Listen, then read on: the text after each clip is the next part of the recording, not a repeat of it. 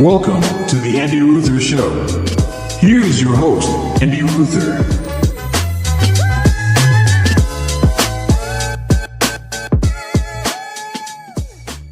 Welcome to the Andy Ruther Show. That is me, Andy Ruther, doing a late night, a little late night Thursday night pod. Almost dipping into Friday. I like it. I like this. This is a quiet house, guys.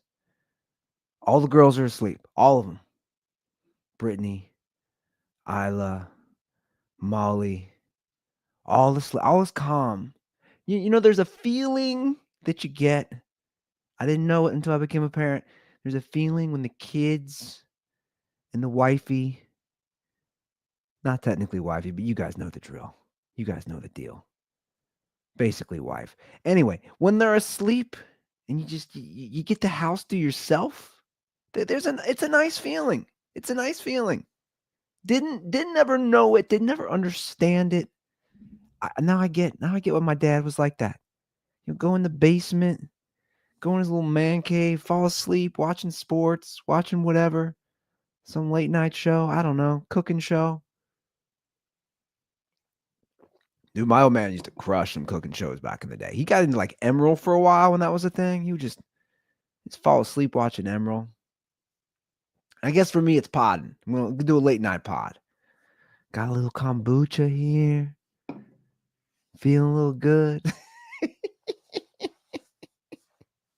I am feeling good. I saw there was another dildo tossed on the WNBA game right before I started this.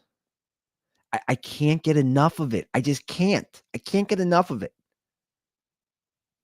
It's like a modern day Andy Kaufman troll job that's happening to the WNBA. And I know I've talked about it on the Dirty Sports. If you listen to my other podcast, I'm sure a lot of you do, Dirty Sports. But I haven't gone as much into it, you know? It's amazing. It's like my whole feed, my entire Twitter feed, my X feed, whatever you want to call it. It's all memes. My Instagram, it's memes about the dildos. It's videos about the dildos. I laugh all the time. I just can't stop laughing. These women are just getting trolled, and it's the funniest damn thing. It's just so funny. And who knows? You know, I like to go into conspiracies. I don't know if maybe they're doing it on purpose. Maybe the WNBA is like, hey, we're going to get some dudes to sneak in some dildos. People are going to start watching games more. Anything to help the ratings. You can bet on it. You can bet. What a time to be alive. What a time to be. You could place a bet on if somebody's going to toss a rubber penis on a basketball court during a professional women's game. Think about that. And not only can you bet, you can place bets on the color of the fake rubber penis. Just think about it for a minute, guys. What a time to be alive.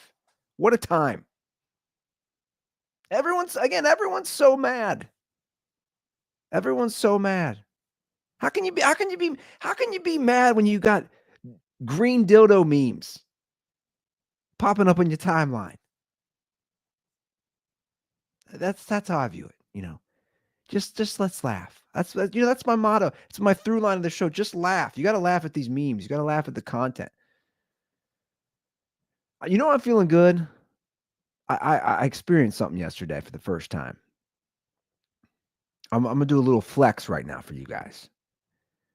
I went to Costco and used my executive member privileges. I'm an executive member. A little humble brag here. Not really humble, just bragging. I'm an executive member at Costco because I get those 2% back, right? You get 2% rewards back over a 12-month period. It's nice. It's a nice feeling. Feels good. But you know what feels even better? You get to go now an hour before they open. An hour. All the common folk, all you poors, All you basic non-executive members who do not pay the extra, what is it? What do I pay? An extra $30, $60 a year? I don't even know what it is. I think it's an extra $60 a year I pay. I get to go shop at Costco an hour before they open. They open at 10. I can shop at 9. And I went yesterday, and it was glorious. It really was. Nobody's in there, man. I felt like a boss. Because, I don't have I'm not a VIP guy. There's nothing VIP about me. I drive a 2019 Corolla hatchback. I've never flown first class. Fun fact about me. I've never flown business class. Not once. Never flown first class. Never flown business class. I am a man of the people, but not when it comes to Costco. I'm an executive member, guys. And I used it yesterday. And it was amazing. It was like therapeutic. I'm just walking through. Nobody's really in there. Not the hustle and bustle. I was like, what a way to start my day. Drop the kids off at daycare. Just throw them in there where they're just going to continue to get sick. They've had runny noses and coughs for 3 weeks now. 3 weeks? When does it end? When does it end? I pay, you pay all this money and they just get sick. I talk about it, you know that. And then we all get sick. I've been dealing with this shit. It's annoying. But got rid of the kiddos, went up to Costco. You know what I even did, guys? I purchased pants. Here's the thing about me. I don't purchase pants. I have not bought a pair of like jeans or slacks, no lie, in probably 7 or 8 years. It's been that long. Dirty Sports Podcast. We used to have a partnership with the brand called Flag and Anthem. And part of the partnership was I got to pick out it was insane. It was almost like 6 pieces of clothing a month for like a year or two, which is a lot. It's a lot. I'm a dude. I'm a simple dude. You see me, I wear hoodies every episode. I don't need much. I'm a basic guy. I lived in a 390 square foot apartment for 10 plus years in Los Angeles. I'm a simple dude. So I've basically had the same pair of pants, the same pair of jeans for 7 or 8 years. I was feeling good. I went to Costco. I was like, nobody's around. I'm going to buy some slacks, man. I bought 3 pairs, a pair of jeans, a couple of pair of slacks. I was like, I'm going to the office a lot more for Gold Star. I like popping up there. I like working up there. I gotta be a working man. I can't be wearing sweats all the time. I'm gonna drop $60 on that's all it was. $60 on some pants at Costco. Guys, I don't think you realize the simple level that I am. And I haven't realized it until like recently, like the level of basic. When I first moved into my studio apartment in Venice Beach, so I was in a 2-bedroom with a roommate in that same unit in Savagetown, in the old Venice Beach, Savagetown. Anyway, when I moved from the 2-bedroom and stayed in the same complex into the studio, fun fact, I did not have a TV or a couch for the first year and a half. Nothing. Literally nothing. No TV, no couch for a year and a half. I worked. I was doing stand-up. I was working at a hotel. And then I was partying. And then I was going outside. I was going to the beach. Going to the pool. Dude, people will come over and they'd be like, you have no furniture. I had no furniture. Nothing. For like a year and a half. True story. Not a TV. Not a TV stand. Nothing. You just stand. I remember I had a buddy come over. We were partying. It was like Memorial Weekend. 2010. I vividly remember this. Lakers were playing the Suns in the Western Conference Finals. We went to the beach. We were hanging out. I was like, let's get the party started. We went to, where we go? Baja Cantina, little Mexican restaurant there in Venice. Drinking all day, drinking all night. He didn't live by me. He crashed. He came back. He's like, dude, where am I sleeping? I was like, the floor. Here's a blanket. Here's an extra pillow. I don't have any furniture. Sleep on the floor. Dude, I live like that. And the only reason I got a TV and a couch was because I went on tour. I went on one of my college tours for 3 months. And guy on couch subleased my apartment. And he's like, you don't have a couch or a TV? I'm bringing my couch and TV. That's literally the only reason I had one. And then after he moved out, he took his TV, and I didn't have a TV for a couple more. I didn't have a TV for another couple more years. Just didn't care. I watched stuff on my laptop. Didn't care. The point is, I am basic. Now you see the level. You see the level of simplicity that I've lived. That's why all this shit in my house will drive me crazy. That's been very difficult for me to live with a woman. Because all they do is buy. And I don't even think it's the money issue that drives me crazy more than just the stuff. It blows my mind. I'm like, it is possible to go to Target with our 2-year-old and not buy her anything. It's totally possible. You can do it. It's not impossible. She always comes back with something, a little toy or a little stuffed animal. I'm like, she doesn't care about this stuff. She's not going to care in a week. She's not going to care in 2 days. Just all this stuff. That's how I view it. You guys know my take on that. And like come Christmas time and her birthday and everybody's bringing all this crap. And I'm just like, she doesn't need all this. She doesn't need it. I know I sound like a crazy person. I don't care. Yeah, no couch, no TV for that long in my apartment. But I was like, I'm not even inside. I'm just enjoying the beach, the weather. I'm going out. I'm partying. But yeah, I bought some goddamn pants. Everything is so expensive, man. Everything is it's insanely expensive now. It's just like, when will it end? That's my thing. We're all feeling it, aren't we? We're all feeling it. All of us. That's why nobody goes to Vegas now. I got an update. I talked about this about 5 months ago on the podcast. I was following this stuff. I was seeing all this stuff in my timeline on Twitter about nobody going to Vegas, right? And now we got the numbers to back it up. I was texting with a buddy about this the other day. And it saddens me. I said that, and I'm going to reaffirm it. It's sad. As a guy who called Las Vegas his home for 2 years, it's depressing. It's depressing. Nobody goes. But they do this to themselves. It's just too expensive. Here's a headline from the New York Post. Las Vegas tourism is sinking and younger Americans could be to blame. Okay. So listen to this. Here's some stats, which is exactly what I was talking about. The latest statistics confirm the social chatter that Las Vegas tourism has hit a dramatic low, with some even calling Vegas an experience of the past. Only 3.1 million people visited Sin City in June, down 11.3% compared to last year, according to the Las Vegas Convention and Visitors Authority. Social media users have called out the high prices of everything from dining to parking, citing these and other reasons for staying away. Dude, here's the thing. You used to be able to go. You used to be able to go cheap. You used to be able to go cheap.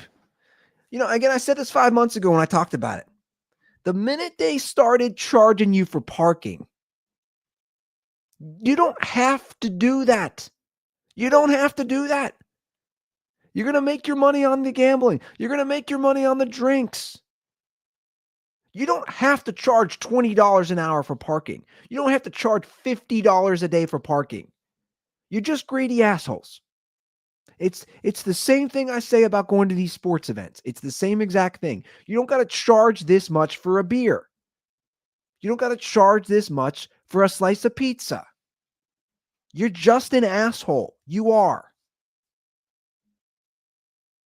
And that's what happened to Las Vegas. And I don't feel bad for him. It's just depressing, though. It is. It's, again, as a guy who lived there, as a guy who made God knows how many trips living in Southern California, it's depressing. And also, sorry, guys, I can pull this open. My little iPhone right here. I can pull this up and I can literally gamble on any game. I can literally gamble on whether a green or purple fake penis will be thrown on the court during a WNBA game tomorrow. I can literally gamble on whether a rainbow flavored or colored, not flavored. I don't know if they're eating it. They could. Maybe they should. Maybe it would enhance ratings even more. Dildo gets thrown on the court, the girls start eating it. Definitely wouldn't hurt ratings. You would think it would enhance it. Anyway, I can gamble while I'm rocking a baby whether a purple dildo will fly on the court during a Caitlin Clark WNBA game. So that allure is gone, is my point. Vegas is the few places that you could gamble on sports, but that's gone. Although I do find it interesting because you still cannot gamble on sports legally in the state of California. And a lot of their tourists obviously come from California being right next door. But it's sad. And I think it goes into something else I want to talk about with Gen Z and the young kids. I think that is part of it, is that they also don't drink, right? The younger kids aren't drinking. They're not partying. They don't want to get off their phones. They don't want to get into some shit. They're not spontaneous. The numbers back it up. It's wild. The number of people in their 20s who chose to abstain from alcohol more than doubled between 2001 to 2019, going from 9% to 22%, according to the 2019 National Drug Strategy Household Survey. And a Gallup survey found that roughly 38% of adults under age 35 now identify as fully abstaining from alcohol. That seems insanely high. 38% of adults under age 35 fully abstain from alcohol. I do kind of feel bad for those kids. While I'll acknowledge alcohol is not healthy, it's not good. I don't drink anymore. We all know. I had a problem. I was out of control. Just doing wild shit my whole life. Cracked open my skull, had a traumatic brain injury, said, okay, let's stop boozing. Let's put the kibosh in your drinking career. You had a nice run. You had a Hall of Fame run. Induct me, give me my bust. Drinking Hall of Fame. I'm there. I deserved it. I earned it. But these kids, you gotta have fun. You got to have fun, Gen Z. Gen Z they just don't know. And this isn't me being a boomer. This is just the truth, guys. This isn't me being an old head. You guys got to get out. Maybe you should go to Vegas. Maybe you should try and reenact The Hangover. There's something about that. Just letting loose. Going to a bachelor party. Get in your car. You live in Arizona. You live in Phoenix. You live in San Diego. You live in La Jolla. You live up in LA. You live in Redondo Beach. You say, we're just going to go to Vegas for the night. We're going to go to Vegas for a couple days and just make bad decisions. The kids don't do that. I read this story. I'm going to bring this up, which is going to lead to my Gen Z talk, which I'm already talking about. I saw this story, and this just blew my mind in the Wall Street Journal. It's titled Hookup, ? College kids schedule literally everything on Google Calendar. GCal dictates students' every waking moment from walks to classes to what time they go to bed. It's kind of unnatural. So the premise, and I'll read some quotes, is basically that these Gen Z kids in college are planning their entire day from start to finish, from the minute they wake up to the minute they lie down in their bed to go to sleep, on something called GCal, basically Google Calendar. They're planning their entire day, including hookups. I kid you not. I'll just start reading the actual article. Earlier in her freshman year at Cornell, Vanessa Long got a Google Calendar invite from a classmate. Come over to my dorm, read the invitation, scheduled for 10 p.m. Long clicked yes, but she was perplexed. Later, she realized this was a typical interaction on campus. Her classmate just wanted to hang out. At Cornell, students use what they call GCal for everything. Long ticked off some examples: what time they go to sleep, what time they eat, if they're going on a 5-minute walk, if they want to grab a lunch with you at one of the dining hall on campuses that you go to every day. She said, I thought I was peak of being organized, and it turns out I didn't even scratch the surface. Across American campuses, it's commonplace for students to schedule out their days and weeks in color-coded blocks. No event is too small and virtually nothing is out of bounds. At some schools, students have even used it to get a date. You're all dorks. What is wrong with you? What is wrong with these kids? You're robots. You're literally artificial intelligence who cannot think on your own. It's very concerning. It is. First of all, I'm not raising my kids that way. Dude, there's being organized. And this is like what are you, just all autistic? Are you all autistic? And now this is Cornell. This is an Ivy League school, and the examples they use are Ivy League school kids. So I'm not saying all the kids are like this. But guys, that's not how life works. That's what none of these kids understand. You can't plan out your day. You can't plan out your life. Take it from somebody who deals with it all the time, who's dealt with it. If you asked me would I be sitting here right now, if you asked me, would you be sitting in the basement of a suburban house in Cincinnati, Ohio, with 2 little kids? If you asked me this 6 years ago, I'd say you're absolutely crazy. Not a chance in hell. No, because life throws you things, and then your life takes detours and it takes different turns. And that's what these kids don't understand.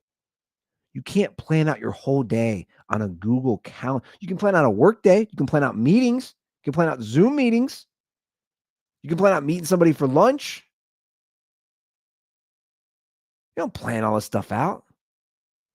What happens when you get a call and somebody's in the emergency room? What happens when you get in a car wreck, right? That's life. Life throws you chaos. It's how you handle it.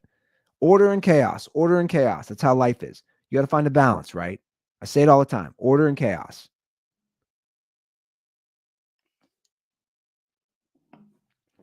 It's like last week, right? Prime example. My baby girl Molly got sick, right? She got sick. She got her first ear infection. I got a call from daycare. Her fever was too high. Once it reaches a certain temperature, she's not allowed to stay there, right? I guess her fever was, she didn't have one. It was increasing. Once it hits 101 something, you got to take them home. And when there's a baby, there's concern. At any time there's a high fever, there's concern because things can go south pretty quickly, right? They're very precious little beings. So anyway, my day's thrown off. My day's different, right? It's thrown off. Whatever I had planned at that point is off. It's off. I got to go pick up my kid. I can't schedule it in my GCal, in my Google Calendar. And then I got to take her to the doctor, right? Luckily, we could see a doctor last minute. He scheduled us. We saw. He goes, oh, she's got an ear infection on top of all the other stuff she's dealing with. Let's get you guys some meds. The point is, you can't plan life like these kids are trying to do. I mean, listen to this. Caitlin Martin, a senior at Georgetown University, estimates that events in GCal cover about 10 to 12 hours of her average day. It's probably from an hour before class to when I'm finishing my last assignment or activity of the day, she said. She uses the app to schedule her classes, her meals, her daily tasks, and hang out with friends. Dude, can you guys just be kids?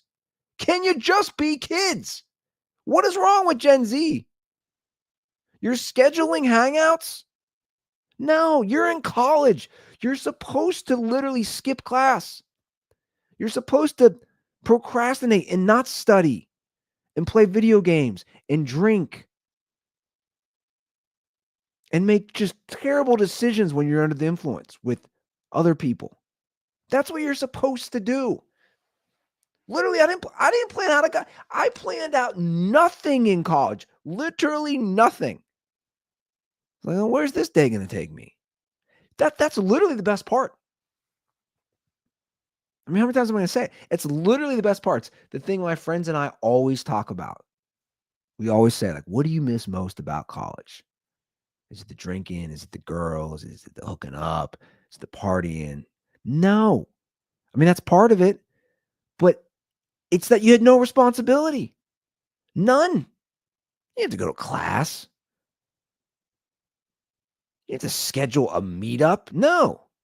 No. You were just like, dude, I was going to study, but I ended up playing, 6 hours of Xbox. I was getting into the James Bond game, just playing. Like, that's how it goes, man. I mean, these kids, they're all dorks. I don't know what's wrong with them. For Martin, it can be a relief to just go where GCal tells her. She said there's just so much going on all the time, and it's nice to not to have to think about it. She said, and just have a point of reference of, okay, this is what I'm doing next. No, it's actually the exact opposite. The exact opposite is what I'm saying. Not thinking about it is saying, hey, I don't give a shit about my philosophy class right now. I'm going to take a nap. Not thinking about it saying, I don't really care if I got the calc final tomorrow. I'm enjoying time with my boys and I'm going to keep drinking. That's literally not thinking about it. But you're going to pull up your phone and be like, well, GCal tells me I need to go meet Brian for Starbucks coffee. GCal says I have 2 more minutes to make out with you, and then I must go to the library to study.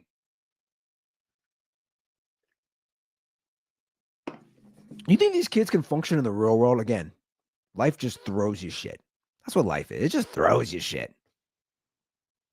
Personal life, work, family, friend. It just throws you stuff, dude. You get thrown stuff and you're like, how you gonna handle it? And then this guy. Listen to this guy. Elijah Diallo was strategizing with friends on how to make a move on a cute girl in theater when he had an idea. He sent her a GCal invite for the following night. The event was titled Hook Up and set for 11:30 p.m. She responded yes, and the rest is history, he said. The two saw each other for the rest of the semester. He said, if I'm going to make a move, I got to be funny at least. Google Calendar has such a place in all of the collective psyches at Williams College that it felt like the perfect way to execute it. Dude, can you imagine? You're sending a Google Calendar invite to hook up with somebody? Again, that's the best part. That's the best part. The spontaneity. You're like, man, I thought I was just going to be hanging tonight, studying. Next thing you know, I'm drinking. Next thing you know, I'm getting laid. Like, that's the best part. In fact, I'd argue those are the best hookups. The ones you don't expect. You have zero expectations. It wasn't even on your mind. These kids are setting up Google Calendar, you should see these people. And the story goes on and on and on, and it's talking about these kids and, and again, I don't know if this is all the kids. We're talking good schools. We're talking Cornell and Georgetown and New York University. So these are like really nice, high-end, expensive schools. I don't know if this would be the case if I went down 20 minutes away to University of Cincinnati. I don't know. If I got in my car and went up to Columbus at Ohio State University. I don't know, but I get the feeling there's a lot of dorks. There's a lot of just kids. They don't know how to just let loose. They don't know how to have fun. And like this is our future. That's why it's concerning. Because I'm like, how are you just gonna be thrown something and handle it? Something you didn't expect. There's a lot of dorks out there. Or are they all autistic? How are these girls going to handle it when they're in the WNBA and they're on the free throw line and they don't expect it and suddenly this giant green dildo comes just flying across the court? How are they going to handle it? I don't think they're going to handle it well. I think they're going to brick that free throw. I've realized, speaking of kids and Gen Z, I've noticed as a guy who runs a brand Twitter page, a lot of the kids they hide behind these. I've noticed like a lot of University of Cincinnati kids hide behind these accounts and they'll talk trash to me, right? Like Skyline's so much better. And I'm like, and I can figure it out. And I figured it out. I'm like, dude, you're like some frat kid or like some college kid who's standing for one chili company to talk trash to another chili company. And your profile pic is like a current basketball player for University of Cincinnati. This is what you're doing with your day, man? This is what you're doing? I don't know. I just put myself in those shoes at 19, 20, 21 years old. I just wouldn't be doing that, even if the technology existed.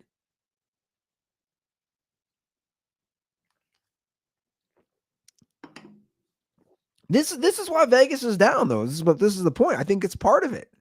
The article talks about young people. It's weird. It's like they don't know how to just let loose. The younger generation, for lack of a better term, they don't know how to fuck around. Isn't that what youth is all about? Just fucking around? Isn't that the whole purpose? Dude, you know how many nights where I was like, I'm not going to drink, or I'm not going to go out, or I'm not going to party. And next thing you know, I'm eating Taco Bell, blacked out drunk at 3 a.m.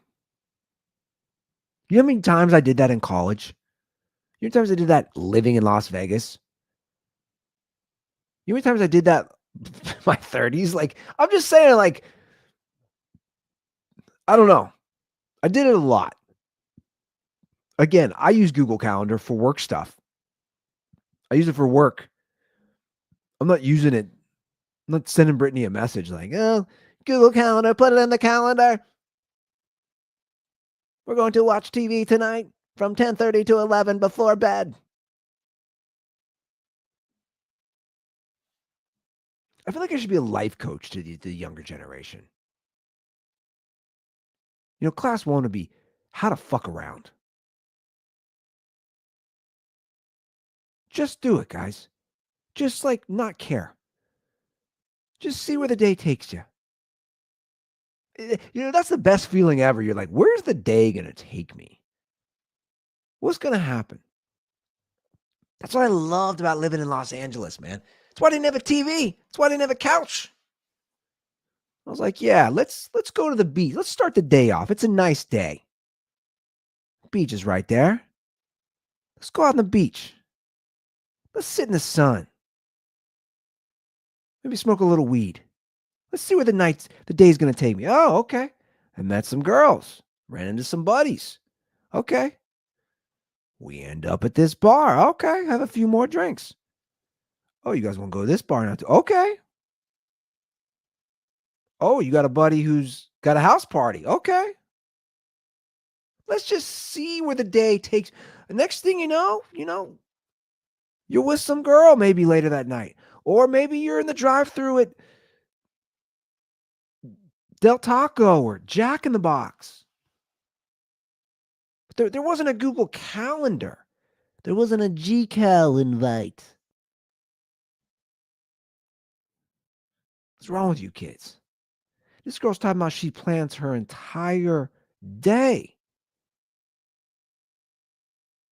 Entire day. I don't think I haven't planned my entire day ever. Not once. Damn near 44 years old. I don't think I planned my entire day once. I didn't plan today. I didn't think I'd be doing a podcast here late at night like this. What's wrong with you kids? What's wrong with you 18-year-old, 19-year-old, 20-year-old kids? Planning your day. Come on, guys. You never know. You never know.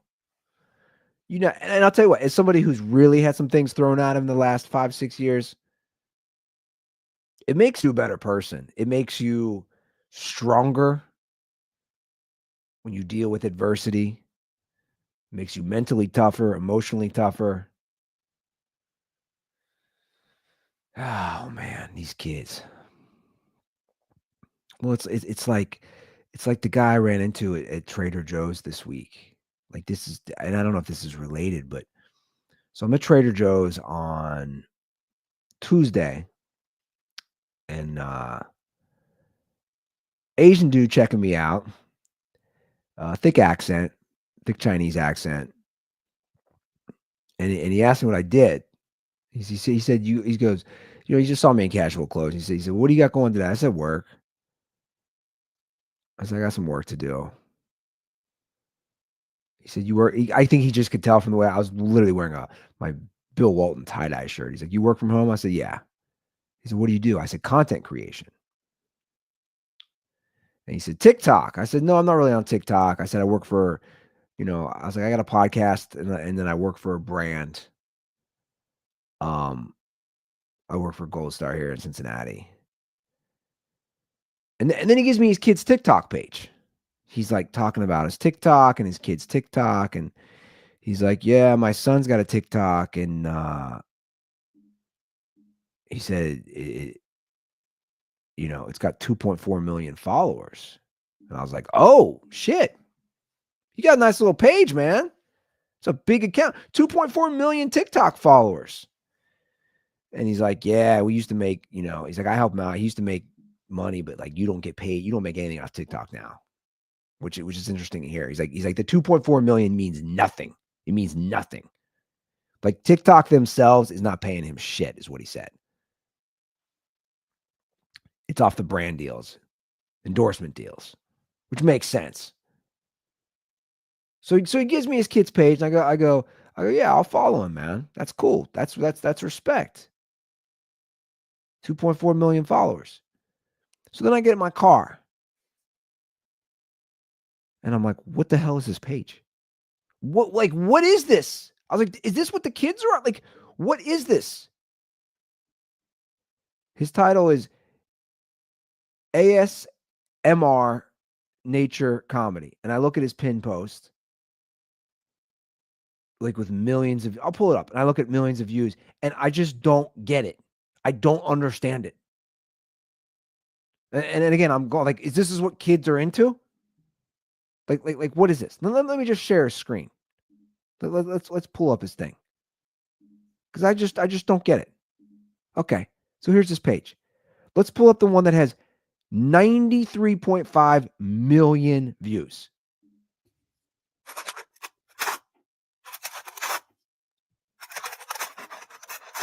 Okay, so he's got a utensil, and he makes a smiley face in an aluminum thing. It's aluminum foil over a cup. That's it. He makes a smiley face. That's it. 26 seconds. That's it. 26 seconds. He makes a smiley face. Will.ong is his page. That's it. And I'm sitting in the Trader Joe's parking lot and I'm saying to myself, what the hell is this? People watch this? And I'm old. I'm like, well, what is ASMR? And it's just, what? It stands for Autonomous Sensory Meridian Response, a term used to describe a tingling, static-like, or goosebump sensation in response to specific triggering audio or visual stimuli. And I'm like, is this sexual? Like, I guess it's not like I don't understand it. Here's his other video. He just takes something and opens it, and there's chocolate in it. It's 6 seconds. It's 6 seconds. It has 14 million views. And this is all he does. I'm scrolling through here.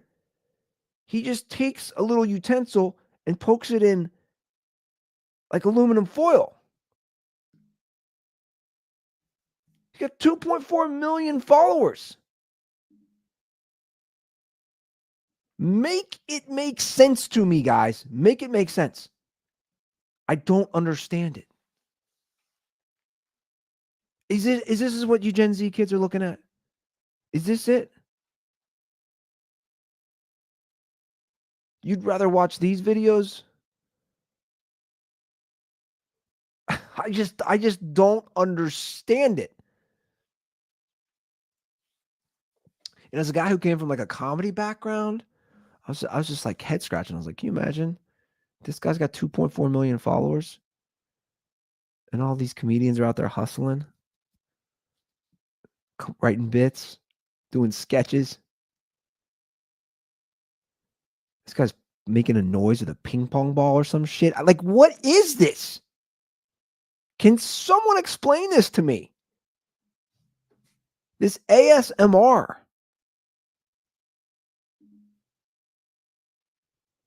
I just don't understand it. It refers to a tingling sensation often described as pleasurable that some people experience in response to specific stimuli, such as whispering, tapping, or other gentle sounds and visual triggers. These stimuli are often found in ASMR videos, which this guy does, which have become a popular way for people to relax and potentially find relief from stress or anxiety. What the fuck are we talking about here? Please, what are we talking about? This is how you relieve stress? You watch a video of somebody popping a can of Pringles? This is how we relieve stress? Guys, again, just go out the old-fashioned way. Just go get drunk or something. Go get laid. What are we doing here? Go play Tony Hawk. Like, what are we doing here? What are we doing here? Go to Las Vegas. Go make some reckless decisions like I used to do. Oh, bro. I used to make so many bad decisions. Just throw caution to the wind. Do you know how many times somebody was visiting and I'd be like, I'll just meet you for a drink? No, yeah, that always happened. One drink. Next thing you know, you're walking out of Spearmint Rhino at 6 a.m. The sun's coming up. It feels like The Hangover. You know, you see the mountains and the desert. That's how you let loose. You don't watch a video of somebody crumbling up a can of whole container of Oreos or something. I don't know, guys. It'd really bother me if my kid was into this, I'll be honest. Like, I just hope this doesn't happen to my two girls. I really hope. I just want to be normal. Make bad decisions. Go to college, get drunk, do stupid things. Don't have a Google chat or Google Calendar list. I mean, just set up everything. Just just live. Just live. All right. We have a hotline here, guys. What is it? Let's pull it up. 859-935-0078, the Andy Ruther Show. That's the hotline. Give a shout. Nothing's off guard, nothing's out of bounds. You guys can do whatever you want. You can rate, review, subscribe, all the podcasts, Spotify, Apple, we on YouTube, all those things. It's been fun. I appreciate it. Late night show. You guys have a great weekend. We'll be back next week. All right. Much love. Peace.